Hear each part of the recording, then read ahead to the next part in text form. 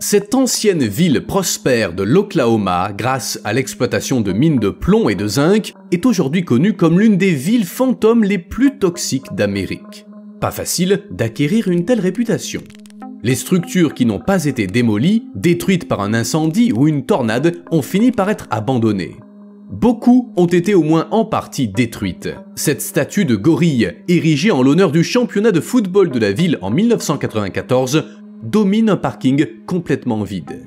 Au cours des dernières dizaines d'années, la population de Pitcher a lentement diminué, et désormais, la ville est totalement déserte. Essayons de comprendre ce qui s'est passé, et si c'était intentionnel. Mais d'abord, prenons une tasse de café.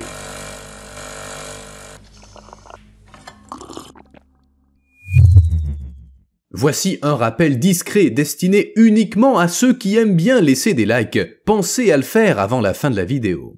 La ville de Pitcher est située dans le nord-est de l'Oklahoma, à la frontière avec le Kansas. Ici même. Les localités les plus proches dans le district d'Ottawa qui ne soient pas des villes fantômes sont Commerce, Quapaw et Miami. Non, pas Miami en Floride. Celle-ci ne compte que 13 000 habitants. Mais au moins, elle est toujours là, contrairement à Pitcher.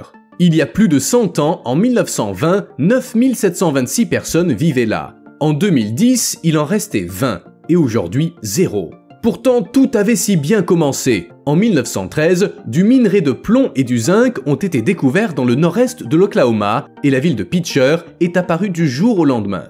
Elle a été nommée ainsi en l'honneur d'un nommé Pitcher, propriétaire de la Pitcher Lead Company. Il s'agissait d'une entreprise américaine qui fabriquait des batteries. Il est rapidement apparu que la ville possédait le site minier le plus prometteur du district. En 30 ans, de 1917 à 1947, on y a extrait pour plus de 18 milliards d'euros de minerais. Une somme énorme encore aujourd'hui, mais à l'époque, c'était tout simplement stupéfiant. D'ailleurs, plus de la moitié du plomb et du zinc utilisés pendant la Première Guerre mondiale provenaient de Pitcher.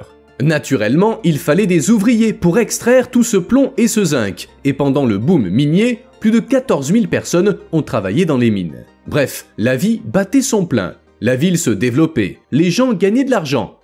Mais il y avait un hic. Les mines. Les mines, auxquelles la ville devait son existence, comportaient de graves dangers. En effet, les méthodes d'extraction des minéraux au début du XXe siècle étaient, disons, discutables. Parfois, elles représentaient une menace directe pour la vie et la santé des gens. Les ouvriers travaillaient à une faible profondeur, ce qui entraînait des effondrements dangereux et fréquents. Les mineurs foraient les piliers qui soutenaient les grottes, ce qui posait constamment des problèmes. Lorsque les mines ont fermé, les problèmes n'ont pas cessé pour autant, car on n'a pas fait ça correctement.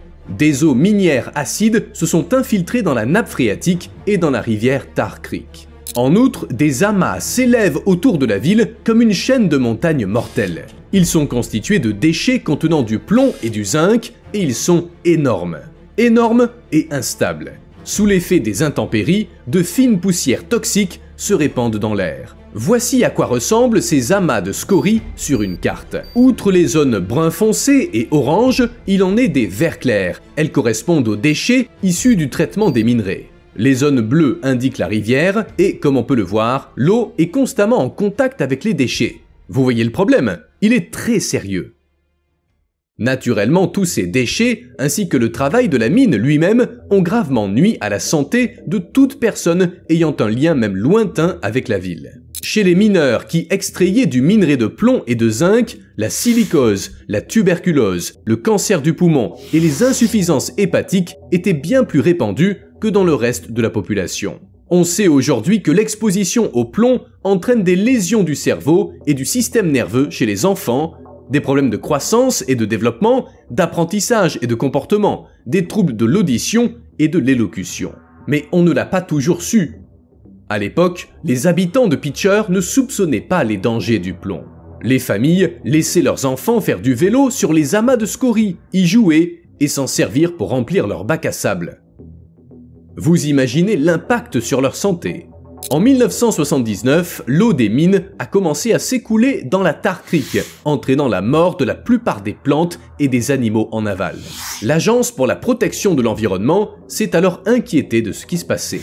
Elle s'est particulièrement intéressée à l'eau acide qui contaminait les eaux souterraines et le sol de la région. Par la suite, des millions d'euros ont été alloués à l'assainissement de la région de Tar Creek et de la ville de Pitcher. Mais ça n'a pas suffi.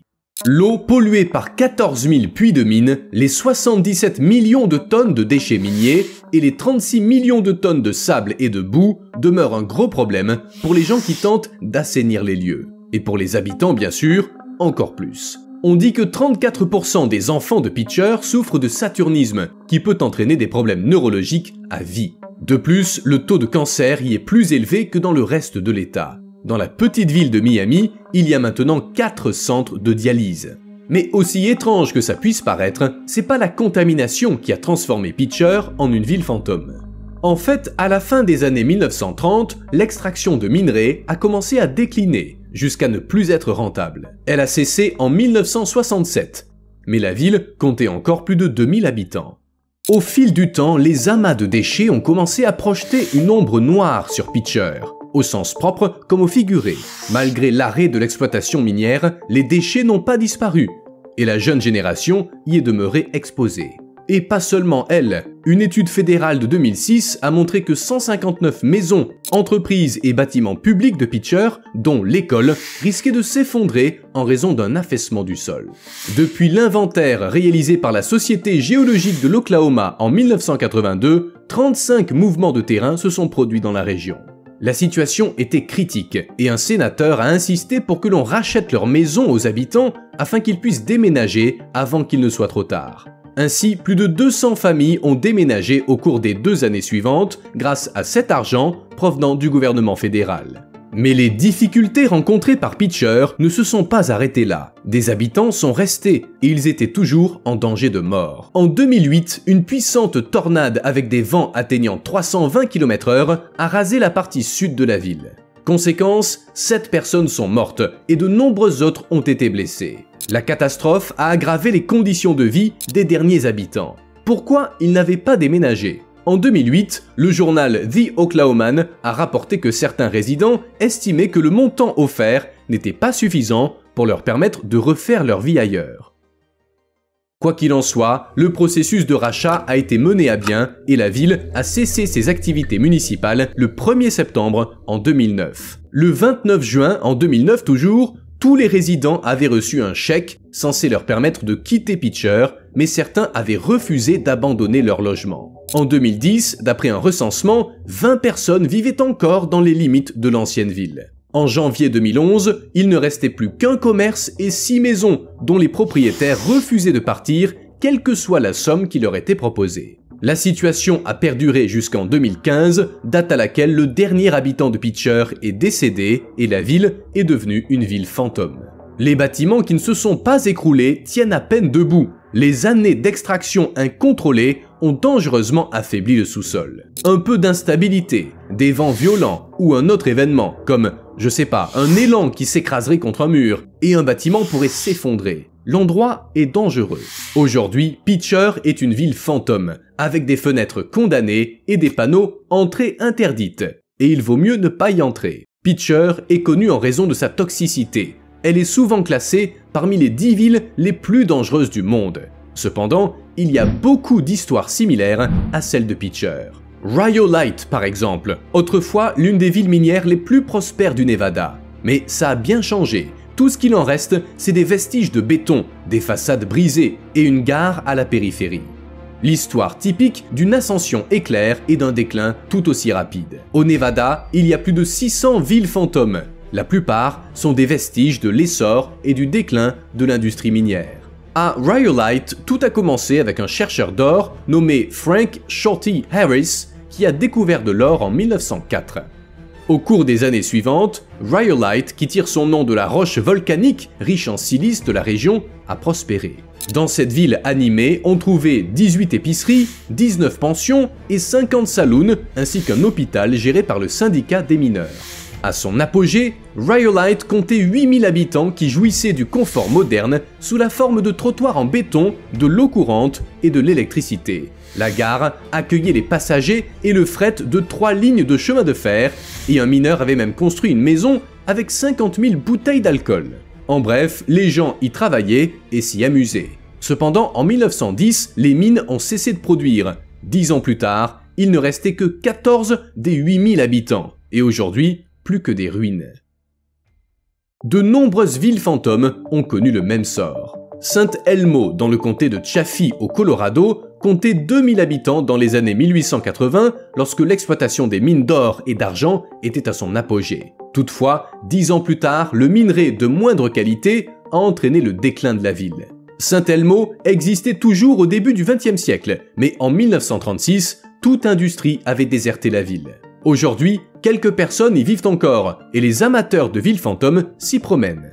Kennecott, dans la région de Valdez-Cordova, en Alaska, a été fondée en 1903 pour exploiter les gisements de cuivre de la région. En 1938, les mines étaient épuisées et la ville a été abandonnée jusqu'aux années 1970 lorsque des touristes ont commencé à la visiter. Fondée en 1862, Bannack, dans le comté de Beaverhead, a été brièvement la capitale du Montana. Jusqu'à 10 000 personnes y ont vécu, essayant de faire fortune, mais en 1870, tout le minerai d'or avait été extrait, et la population s'est réduite à quelques centaines de personnes. La ville a connu une autre courte période de prospérité, mais dans les années 1940, Bannack a été déserté pour de bon. Et il y a des centaines d'histoires de ce type aux États-Unis. Coïncidence? Non. Il y a une bonne raison à l'apparition de ces villes fantômes. Que dit la science à ce sujet? Eh bien, la science définit une ville fantôme comme une commune abandonnée et comportant des restes de bâtiments et d'infrastructures, comme des routes. Ainsi, quelques ruines ne suffisent pas, il faut des maisons et d'autres éléments. Une ville fantôme naît lorsque l'activité économique qui faisait vivre la région, industrielle ou agricole, cesse. Peu importe les raisons, les gens ne trouvent plus d'intérêt à y vivre et sans habitants, la ville s'éteint. Mais il existe une autre cause d'apparition des villes fantômes, les catastrophes naturelles. Certains chercheurs estiment toutefois qu'il est erroné d'utiliser ce terme pour ces villes.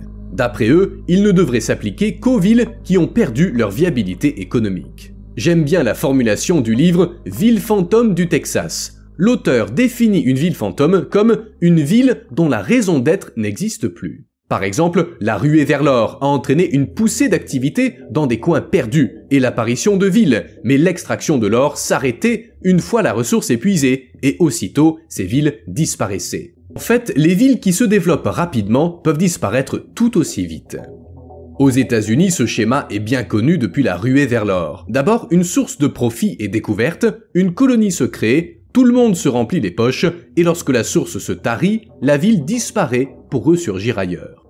Là où on a découvert une autre source de revenus, c'est ainsi que ces villes naissent et disparaissent. Leur durée de vie n'est pas bien longue. En fait, les villes fantômes sont associées au Far West et à ces régions riches en ressources précieuses, telles que l'or et l'argent dans les montagnes rocheuses, ou le pétrole au Texas. C'est pourquoi la plupart des villes fantômes datent des années 1880 à 1940, période d'expansion vers l'ouest et d'industrialisation forcenée de tout ce qui pouvait l'être. À ce jour, les États-Unis comptent 3800 villes fantômes. Quant au classement par État, Texas et Californie arrivent en tête grâce à leurs villes minières et pétrolières. Ils sont suivis du Kansas, de la région de Pitcher dans l'Oklahoma et du Dakota. À la fin du 19e et au début du 20e siècle, des villes ont été créées puis abandonnées, en un rien de temps. Toutes victimes d'une industrie en pleine mutation, elles ont connu des sorts parfois différents. Certaines ont survécu à l'état de ruine, d'autres ont intégré des parcs nationaux et elles ont été préservées. Quelques-unes sont devenues des lieux de villégiature haut de gamme. Oui, c'est une idée excitante, passer ses vacances dans une ville fantôme du Far West, pour se sentir un peu comme dans Red Dead Redemption. En préparant cette vidéo, je suis tombé sur une étude intéressante. En 2018, des chercheurs ont effectué des fouilles dans des villes fantômes de l'Utah, de l'Arizona et du Nevada. Ils ont découvert une multitude de sites et ils ont comparé les conditions de leur abandon ainsi que la vie quotidienne dans chacune de ces villes. Ils ont ainsi appris que toutes n'étaient pas des villes minières. Seulement 45% de ces villes fantômes s'étaient développées autour de l'industrie minière, c'est-à-dire elles dépendaient uniquement de la mine et de rien d'autre. D'autres étaient des colonies religieuses, des villes ferroviaires, des avant-postes militaires, et dans le nord-ouest, elles étaient liées à la pêche et à l'exploitation forestière. Ainsi, il est faux de penser que toutes les villes abandonnées l'ont été car l'or, l'argent, le pétrole ou autres produits d'extraction a vu sa source se tarir. La désolation qui a touché ces villes fantômes est due au mélange complexe de plusieurs facteurs. problèmes sociaux, surexploitation des ressources naturelles, pénurie d'eau. En bref, c'est comme la météorite et les dinosaures. Elle a joué un rôle dans leur extinction, mais elle n'en était pas la cause principale. En d'autres termes, elle était au bon endroit, au bon moment. Une question m'est venue lorsque j'ai pensé à ces villes fantômes qui se contentent d'être là et de disparaître petit à petit. Pourquoi on les démolit pas? Les compagnies minières modernes érigent elles-mêmes des villes sur les sites miniers. Des villes temporaires dotées de toutes les commodités nécessaires, comme des magasins. Puis, lorsque l'exploitation prend fin, elles sont démantelées. Pour simplifier la chose, on utilise des préfabriqués, vite assemblés et vite démontés. Mais la plupart des villes fantômes ont été créées il y a longtemps, et à l'époque, personne ne se demandait ce qui leur arriverait une fois atteinte leur date de péremption. Ou peut-être que certains y pensaient, mais personne n'a rien fait. Les humains modernes font ça autrement. Alors, pourquoi il existe encore des villes fantômes?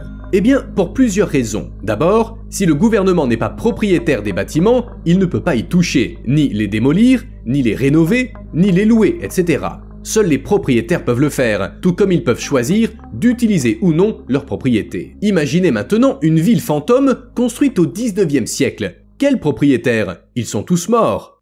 Bon, mais admettons qu'il soit possible de découvrir les propriétaires si une ville est assez récente. Ça nous amène à la deuxième raison pour laquelle les villes fantômes existent encore. Souvent, les entreprises et les propriétaires n'ont pas les moyens de les démolir. Pour ça, il faut des machines, des ouvriers, du temps et de l'argent bien sûr. Quelle est la conclusion? Détruire une ville fantôme revient à jeter de l'argent par les fenêtres. Oui, en général, les entreprises qui ont créé ces villes aujourd'hui abandonnées avaient un objectif simple: dépenser de l'argent pour en gagner encore davantage. S'il fallait démolir les villes après, il en résulterait des coûts sans le moindre bénéfice, des dépenses sans intérêt. Quel homme d'affaires validerait ça? Bon, démolir ces villes serait trop coûteux. Mais si on faisait le contraire et qu'on les restaurait, avec un soupçon de nécromancie? Certaines villes fantômes ont en effet été ramenées à la vie pour diverses raisons. L'une d'entre elles est le tourisme historique, qui crée une nouvelle économie susceptible de faire vivre les résidents. Lorsque les habitants ont une activité, la ville peut prospérer. Logique. Par exemple, voici Wallala, une petite ville d'Australie. Autrefois, on y extrayait de l'or, mais la mine a fermé en 1914 et Wallala a été désertée. Mais la ville a eu de la chance, facile d'accès, et située à proximité d'autres sites attrayants, elle a connu un nouveau boom économique et touristique. En 2023, elle comptait 20 résidents permanents, mais elle hébergeait surtout des touristes. Certaines villes fantômes, comme la ville italienne de Riace et la ville espagnole de Muñotello, sont habitées par des réfugiés et des sans-abri. Aux États-Unis, il existe aussi de tels endroits, l'exemple le plus frappant étant la ville de Centralia en Pennsylvanie. Vous en avez peut-être entendu parler, il y a plein de vidéos sur YouTube. Pour résumer, c'était autrefois une communauté prospère de mineurs de charbon qui a été presque anéantie par un incendie souterrain. Un incendie qui brûle encore, la mine est en feu depuis 1962. Lorsque l'incendie s'est déclaré à Centralia, il y avait 1500 habitants. Aujourd'hui, il en reste 5.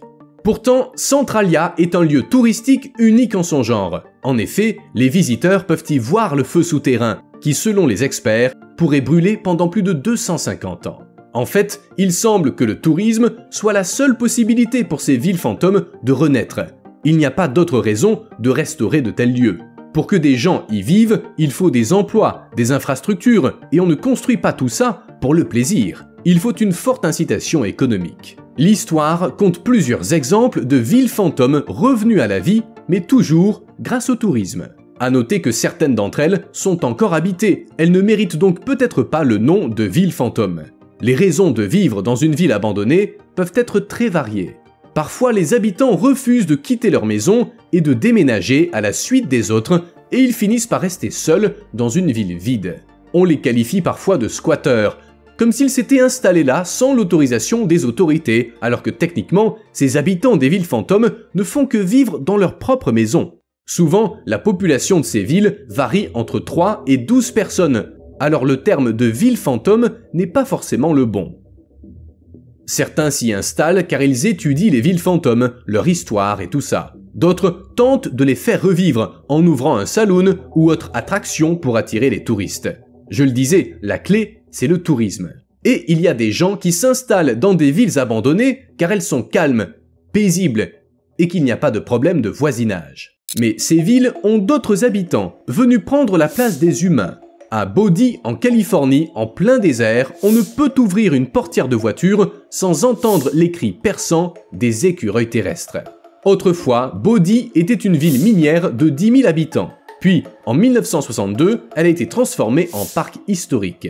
Mais bien peu auraient pu prévoir que la ville abandonnée deviendrait un refuge pour les écureuils terrestres. Bien peu, y compris sans doute les écureuils terrestres eux-mêmes. Les pauvres risquaient de disparaître. Le changement climatique avait rendu leur habitat trop chaud et humide, si bien qu'ils se sont mis à la recherche d'un nouvel endroit. Et ils ont trouvé Bodie. Le climat y est rude, avec des vents violents, des nuits d'été glaciales et des hivers enneigés où la température atteint moins 20 degrés Celsius. Mais c'est un lieu parfait pour des écureuils terrestres. Bodie est un véritable aimant à animaux sauvages. On y trouve aussi des antilopes, des coyotes, des cerfs mulets, des blaireaux, des lièvres et des chauves-souris. Les touristes ne les dérangent pas, bien que Bodie reçoive jusqu'à 200 000 visiteurs par an. Si j'étais un écureuil terrestre, je ferais payer l'entrée. Célébration à Pitcher. Pitcher est un endroit dangereux où l'on risque de tomber dans un trou ou de se faire écraser par la chute d'un bâtiment à la suite d'une rafale de vent. Mais en 2022, cette ville fantôme du comté d'Ottawa a repris vie lorsque des centaines de personnes se sont rassemblées pour le 8e défilé annuel de Noël. Oui, un défilé a eu lieu dans une ville fantôme, pour la 8e fois, et il a sans doute eu lieu en 2023 également. Entouré d'énormes tas d'ordures et de bâtiments chancelants, 2500 personnes se sont rassemblées dans la rue principale. Le défilé de 45 minutes comprenait 100 chars, des chevaux, d'anciens camions, des cabriolets, des camions de pompiers, ainsi que le Père et la Mère Noël. En résumé, un défilé ordinaire, mais organisé dans une ville fantôme au lieu d'une ville normale. Pour les anciens résidents, ces défilés sont l'occasion de renouer avec de vieux amis, mais ça ne me semble pas très sûr. D'autres villes fantômes vont apparaître. Selon une étude récente, d'ici 2100, les États-Unis vont bien changer. Près de 30 000 villes pourraient se transformer en villes fantômes suite à une baisse de leur population allant de 12 à 23%. Ce serait dû à la combinaison de faibles taux de natalité et d'une forte émigration. Des chercheurs de l'Université de l'Illinois affirment que toutes les villes américaines, en dehors de Hawaï et de Washington DC, seront touchées. Ville fantôme japonaise. Dans les pays occidentaux, on connaît bien la crise du logement qui décrit tout simplement un manque d'habitation.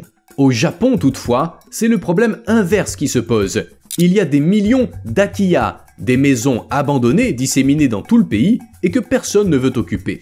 On les appelle parfois maisons de sorcières car elles sont vieilles et délabrées. Beaucoup se trouvent dans des zones rurales. Un Japonais sur 10 vit en dehors des villes et trouver des acheteurs est très difficile. Personne ne veut vivre dans un village fantôme entouré de maisons fantômes, loin de tout hôpital ou magasin. Il y a 6 ans, lors de la dernière enquête gouvernementale, le Japon comptait 8,5 millions d'akiya. Depuis lors, ce nombre n'a cessé d'augmenter. Le problème n'est pas nouveau au Japon. Il est né après-guerre, dans les années 1950.